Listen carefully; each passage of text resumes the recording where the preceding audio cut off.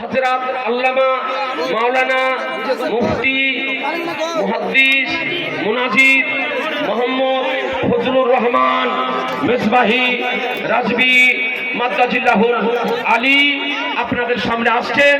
তার আগমনের পূর্বে মহান রব্বুল আলামিনের নামে একটু নারায়ে তাকবীরের ধ্বনি উচ্চারণ করুন। নারায়ে তাকবীর, জোরে বলেন নারায়ে তাকবীর, নারায়ে রিসালাত, মসলাকে আলা হযরত হযরত আল্লামা মাওলানা মুফতি মোহাম্মদ ফজলুর রহমান মেজবাহি সাহেব জিন্দাবাদ।